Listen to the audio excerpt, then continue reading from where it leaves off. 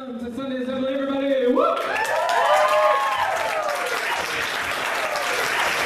Congratulations! You did it! You got up! You got out of the house!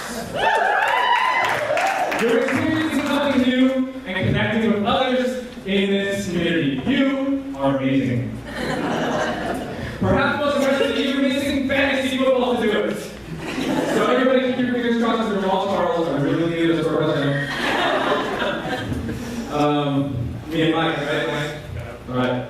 So, before we go any further, I do need to point out a couple things. First off, if everybody can double check that your interruption device is on silent, that would be awesome. Second, I have to point out the emergency exits. The emergency exits are actually exactly the same as the non-emergency exits. It's right there and right there. And by the way, parents don't forget your children. Even if you don't want them anymore, we don't have any more for them. Welcome everyone to the Center for the second ever Sunday Assembly Sacramento.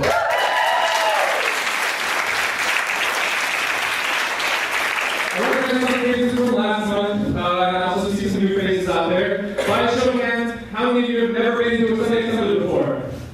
All right. Great. And again, by show of hands, how many of you are Sunday Assembly for the very first time? Strangely similar. So, as you probably already figured out, my name is John. I'm just one of the big group of people here in Sacramento that has been working for months to make Sunday Assembly a reality here. We are overjoyed to have this many people show up to our event. It was fantastic. Let's see, as you probably know, Sunday Assembly Sacramento launched last month in coordination with several other assemblies around the world. There are now currently 63 assemblies in 9 countries on 3 continents, with plans to launch many more. Every continent, except Antarctica, of course, because it's the only group that is harder to convince to attend church than pagans and penguins. That's my nominee for Cornelius joke. They're always very later. No, of course, that is a joke. In fact, Sunday Assembly is radically inclusive, and we welcome anybody here who wants to learn to live better, help often, and learn more. That is the motto of Sunday Assembly, and we're here to celebrate life together. Now, this is not just my assembly, just out of the market, it's not just the organizers' assemblies, it is everybody who is here's assembly. So sincere thanks for being here to celebrate life together. This is awesome. Let's see, today's theme is Wonderous Challenges. Here to start us off with a Wonderous story is Arcade Branch Children's Librarian, Marissa Spar. We have Monica and the team. Please welcome her.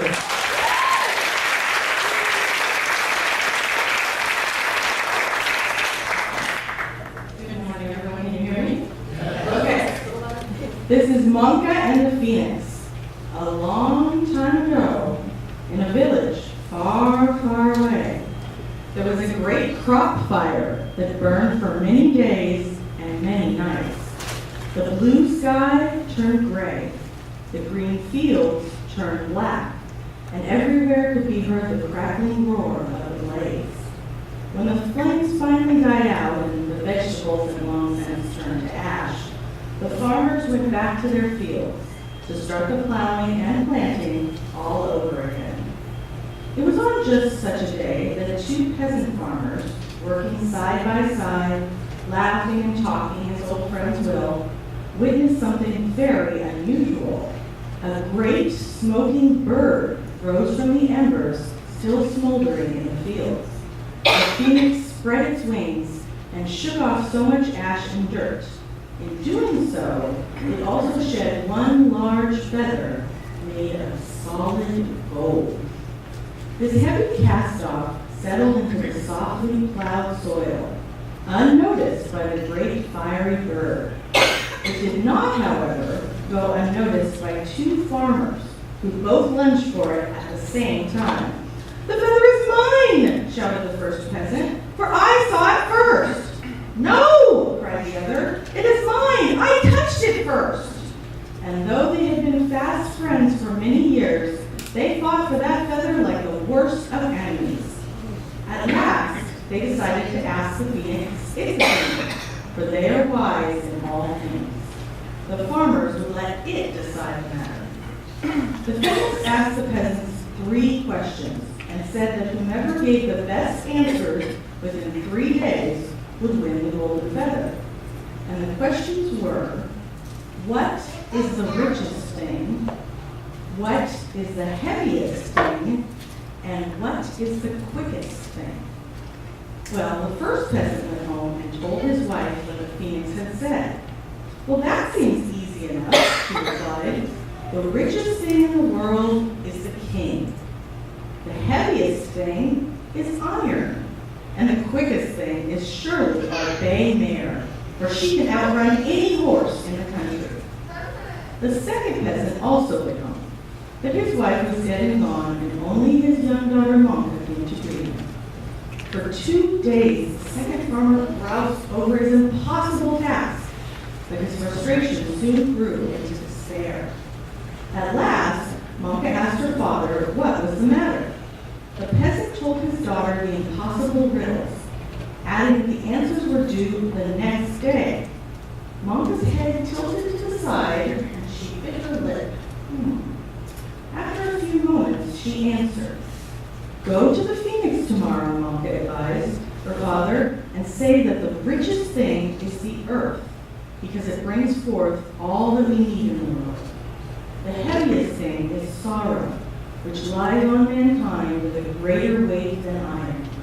And the quickest thing is the mind, for it can go to China and back in an instant. So the next day, the 2 peasants appeared again before the phoenix. He heard their answers and awarded the gold feather to Monka's father. Tell me, the phoenix asked him, did you solve my riddles by yourself, or did someone help you? The second peasant replied, I had a daughter called Monka, who was very wise for her years. She told me what to say. The phoenix replied, then you are twice less, peasants. The gold will enrich you today, but your child's loving wisdom will enrich you for a lifetime. Now go, both of you, and from now on, be more thoughtful than you were with my riddles, and be more generous than you were with each other. If you can do these 2 simple yet difficult things, you will be further enriched than you were today. And with that, the phoenix flew off.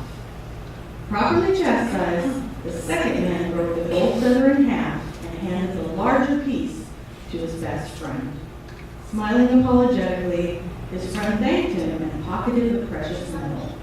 Then both farmers picked up their shovels and went back to work, repairing what was destroyed and planting seeds for the future. The end.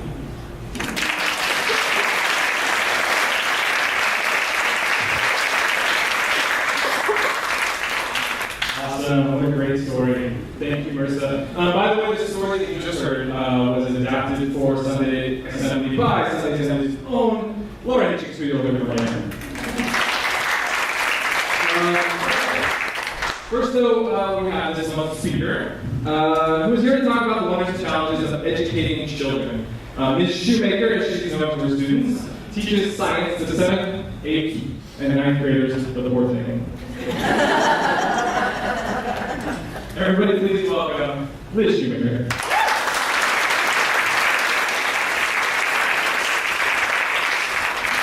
Good morning, everybody. So I'm going to talk about wonder and curiosity. Okay. My father likes to say that if I go one day without learning something, I may as well be dead. My father grew up here in Sacramento, and he worked with a phone company, and his father worked with a phone company, and my mom worked with a phone company. And both my parents worked long hours and commuted long hours, so I would only get to see them after they got home, after these long, stressful commutes. But my family made a point of having dinner together every night. So every night, my mom and my dad and me and my brother would sit together at the dinner table and talk about our day, but we would also talk about everything. So my dad would talk to me about thermodynamics or politics or his favorite relative, who was my great-grandmother, Grandma Dee. Grandma Dee was a very loving woman. She grew up very poor, lived very poor. But my father loved being with her because his home was very violent and her home was a very safe place for him. She grew up in Oklahoma when my grandmother was born, and when the Dust Bowl hit, she packed up her whole family and a pickup truck, just like Grapes of Wrath, and trekked to California. My grandmother never went beyond a third grade education, but my dad said, you can be smart and you can be educated, and these are not the same thing. My great-grandmother is a very smart woman. My dad would talk about the ways my grandmother would be able to stretch a dollar, which might be familiar to any of you who are lucky enough to have gotten to know people who lived through the Depression. He's like to say that she could squeeze a nickel until the buffalo pooped.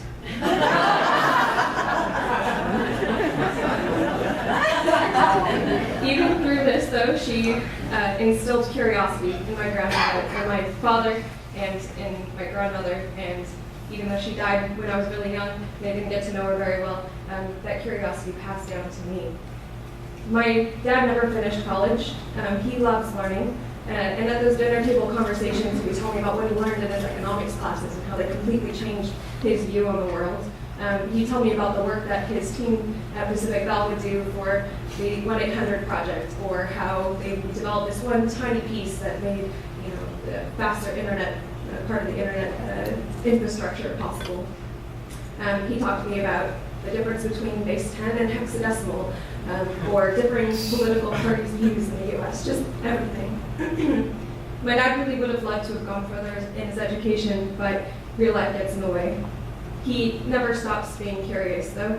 Even after he was forced into early retirement, he kept learning about the latest personal computing technology, and he started a small business related to that. He loved working with technology and working with people. His business never really took off, but he loved it. And he's retired from 2 more professions since then, very different.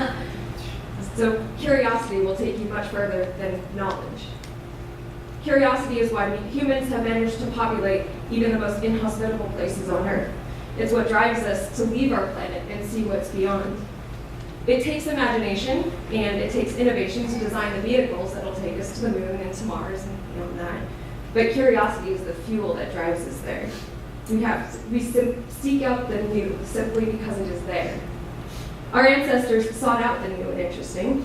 If they hadn't, they would have died out or simply gone extinct when the climate changed and the forests of Africa were replaced by its new savanna. We had to develop tools to protect ourselves from the lion we might meet while checking out that interesting new noise out in the grass. But we also developed tools for art and for music.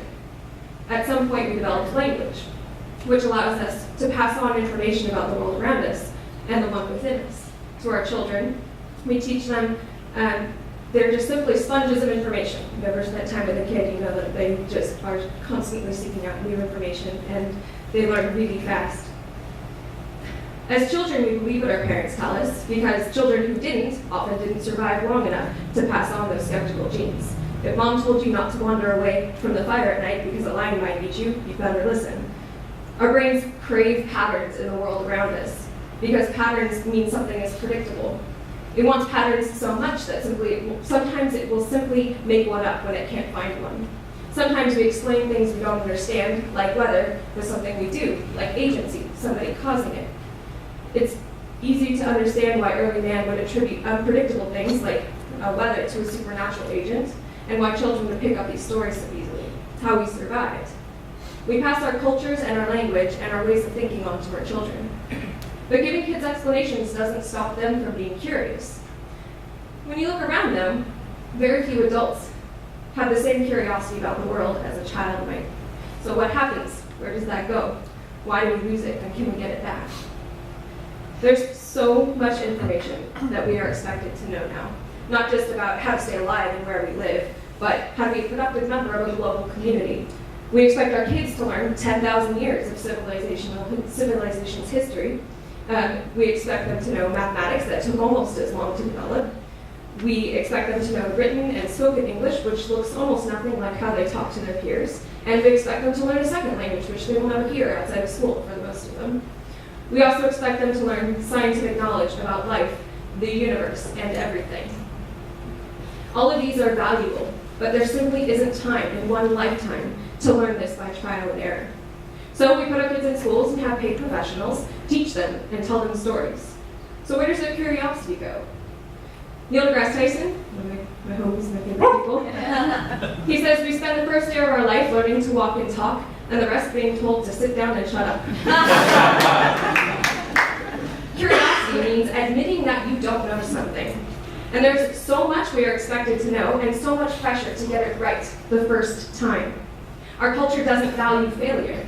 For our culture to grow more curious, we have to teach our kids something different. We have to show them that failure is okay, that it's something to be proud of if you learn from it. I teach students, but my goal as a teacher isn't to dump information into their brains. I like to think that I take them along with me on a journey that I've walked before, but each time I walk it, I discover with them something new, some new aspect, some new perspective, some new questions to ask. I show them if a scientist's hypothesis is proven wrong by an experiment, that doesn't mean the experiment has failed. It means you've learned something new, which is amazing. It means I say every day to my students, I don't know, let's find out together. It means I say, actually, I was wrong, and I learned something new, and I might be wrong again tomorrow. There's nothing like spending time with young kids to discover a new appreciation for how amazing the world is. I have the best job in the world. I really do. I get to hear kids say every day, whoa, that's so cool, about something in our world, something around them, something new and exciting. Their wonder about the world is contagious. I like to say, let good people be a good influence on you. My curiosity grows every day as I spend time around kids. Curiosity is not a finite resource. To me, wonder is the name of the feeling you get when your curiosity takes you someplace new. It's the sense of awe or amazement. Some people find this state in church or through a spiritual path, and many don't understand that this feeling can exist elsewhere. They sympathize, but for me it isn't enough. For me it isn't enough just to stop with a simple supernatural because answer. This is as unsatisfying an answer to me as because I said so, or you'll find out when you get to heaven. There's no wonder in that answer, only frustration. It feels arbitrary. I would much prefer an I don't know. I don't know isn't a gate blocking my path to knowledge. It's a steep hill I might be able to climb at some point, and maybe I'll get to see what's ahead. Sorry. I teach so that my students might appreciate science as a curious search for knowledge, with wonder as the reward. In the future, I hope my kids will grow up to be informed voters that if they don't become scientists themselves, at least they won't be helping to put up these arbitrary barriers to scientific progress. And I'm hopeful that a few of them might grow up to be Nobel Prize-winning scientists. But mostly, I'm there to take the journey with them and to see what we can discover together. I would encourage you not just to feed your own curiosity, but to actively encourage it in others. The only way we keep making progress forward to Mars and beyond is if we keep doing this. So keep looking up.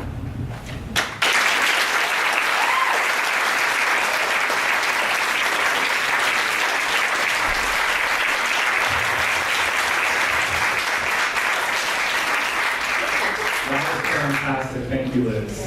Next up is another regular feature of Sunday assemblies everywhere all across the globe, where someone from the congregation tells how they are doing their best. As each of us works through our own wondrous challenges in life, we're bound to stumble. Nobody's perfect, which is why it's important to share our struggles and how we're doing our best to overcome them. So please welcome, telling the story of her doing her best, Laura Hitchings.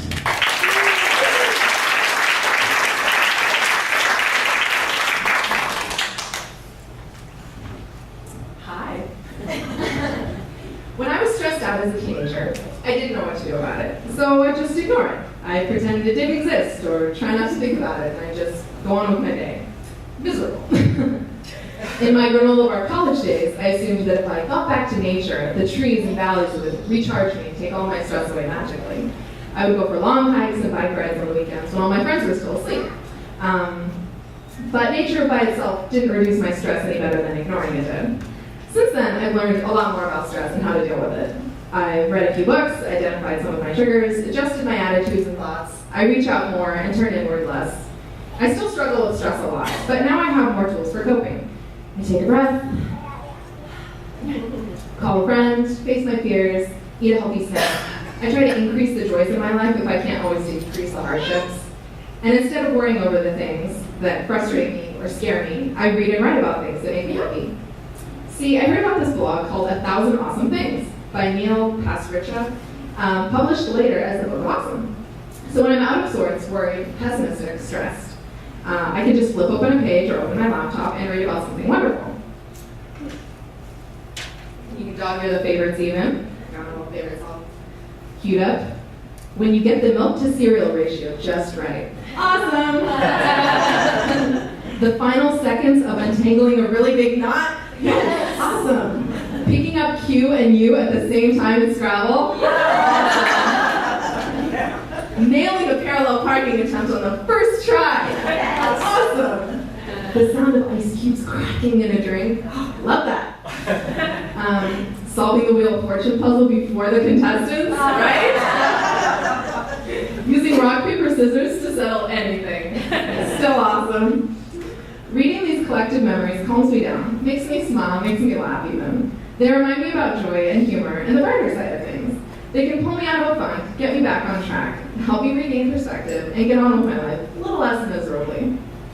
And I was so affected that I started my own book of awesome. When I'm upset, I can read my own pick-me-ups or write some new ones. I haven't written too many, but here are some of my favorite things. The tropical smell of banana boat sunscreen on a hot summer day. To me, that's awesome. Sunlight and crystals making rainbows across my parents' kitchen. Awesome.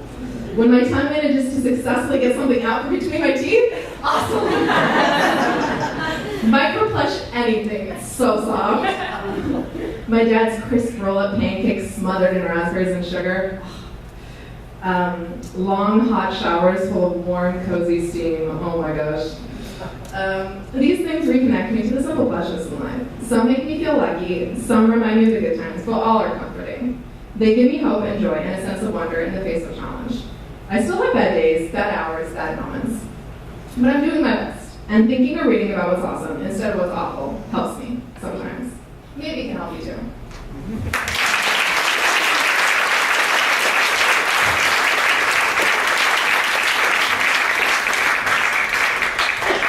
Awesome. As they say, awesome. As they say, smooth seas never made skillful sailors. Let us each be thankful for our trials, as they each strengthen us for challenges yet unknown. We will now begin our 2 minutes of quiet reflection to ponder all that we've heard today. There will be a chime at the beginning and a chime at the end of the 2 minutes, hopefully.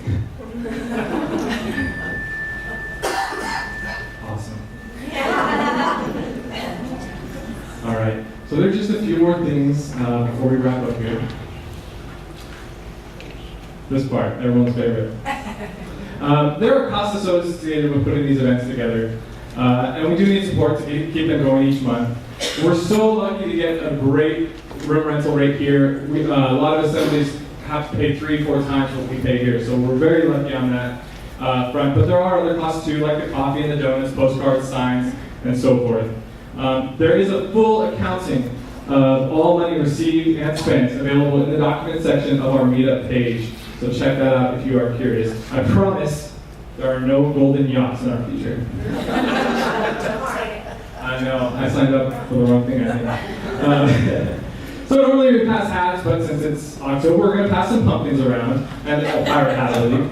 And we ask that you contribute what you can to keep Sunday Assembly going. I know times can be tough, so if you can't afford to give anything this month, no problem. Just pass the pumpkin along to the next person. We are so glad that you're here. But if you can't afford to donate, please help support Sunday Assembly Sacramento, and thank you. Now, while we pass the pumpkins, we want everyone to get to know each other. So we do this each month where we stand up and we meet your neighbor. So please take a moment, stand up, introduce yourself to someone you haven't met before, and to spice it up a bit, after you get to know your neighbor, destroy them in a game of rock, paper, scissors. Here's a guy for your reference, just in case. I want to see some fists flying. Good luck.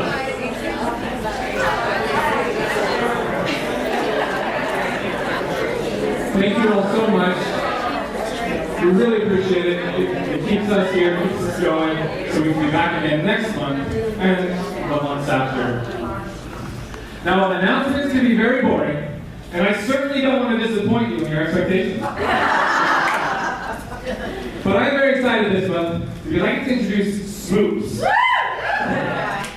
Smoops is something we've been looking forward to here. Smoops is Sunday Assemblees for small groups. Smoops basically are an opportunity for us to meet together outside of these monthly assemblies. Say you just met someone that you played paper, scissors, rock with, that you both have a fascination with underwater basket weaving. And you and your new friend can go online to the Sunday Assembly Sacramento meetup page and schedule a meetup for your new underwater basket weaving swoop. And then anybody can join you. It can be anywhere you want, on any day you want, in between the assemblies. It's perfect. Just give it a title.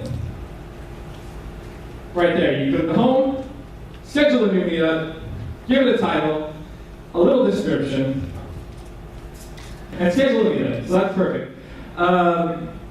Then others will be able to see the meetup and they can sign up for it. It's a great way to make new friends, find common interests with other assemblers, and build this community. And with everybody creating Smoops, there's certainly going to be a diverse, lots of different diverse options. Not everyone's going to enjoy every swoop, and that's okay. Let's see. So, Laura, who you just heard from, and I have each created a swoop or two to get this started. Laura's first swoop is discussion group on bioethics. So the first meeting's topic will be voluntary testing and medical trials and hiring based on genetic health.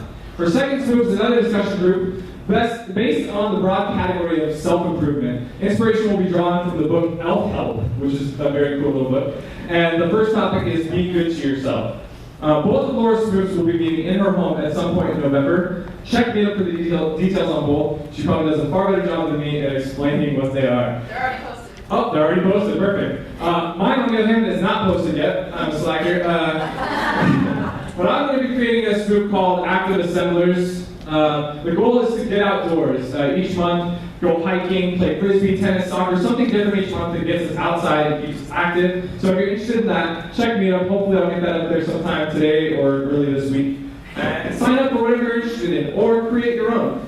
Now, if you're thinking of creating a swoop, it can literally be on any topic. Just remember, the Sunday Assembly is radically inclusive, so although there are going to be diverse options, we don't want to avoid outright offensive swoops, right? So as long as they're not intended to offend, swoops can be anything. Other assemblies have found success with book clubs, community service, which fits in line with our Help Often motto, craft nights, movie nights, and lots of others. The instructions that I just went over here are printed also in the inside of the program, so take your program home, go home, join a swoop, or start a swoop and make new friends. All right. So it's we also have surveys today. They're not inside the programs because someone's printer ran out of ink. Sorry about that. So we have about 70 of these. I'm going to put them by each door. Please fill them out. They really help us with moving the assembly forward, making changes. On here is a very important question about the meeting time. There's been lots of people saying that they don't want to get up early on Sunday, that they'd rather have a later meeting time. So that question is on here. So please take one of these, fill it out. Also, I said earlier, Laura did her best this month. But every month, someone from the congregation can share their story. Someone like you. So everybody has obstacles to overcome. If you're willing to share your story, we would love to hear it at a future assembly. There's a space at the bottom here for you to leave your contact information if you want to tell us a little bit about yourself. That would be awesome. We would love, love, love to have you speak. Use the back if you need more room for everything, guys. All right. Next we have, let's see. This Saturday at Wrigley Field is the Light the Night thing. It's the Light the Night thing. Right? Perfect. All right. So what it is it's a Leukemia and Lymphoma Society. We're taking sign-ups here and donations. If you donate or sign up to walk, you will get a prize. So we'll have a table set up. Just raise your hand. See her after the assembly. The table's going to be over there. Table, yeah, just opposite. Okay. Also, if you want to volunteer in any way, shape, or form, please let us know either on the survey or in person. In fact, William needs a few helpers to get tables set up for the potluck today. So if some of you can meet William is MIA. William's MIA, but what we need is just to move the chairs around, set up some tables for the potluck. So if you guys could just kind of meet up over by the coffee and help us set that up, that would be awesome. And of course, anybody who can help clean up afterwards is also encouraged to do so. Finally, all the volunteers and organizers that are here today are going to be meeting immediately after the potluck, and every one of you can be an organizer and volunteer as well. All you have to do is stick around for that meeting. And that's about it, guys. So if you were inspired today, either by the story of wisdom and kindness that Marissa shared of Monka and the Phoenix, or Liz's talk on educating children, or Laura's discussion of overcoming personal struggles, please come back again. Or perhaps you inspired yourself with your newfound ability to sing.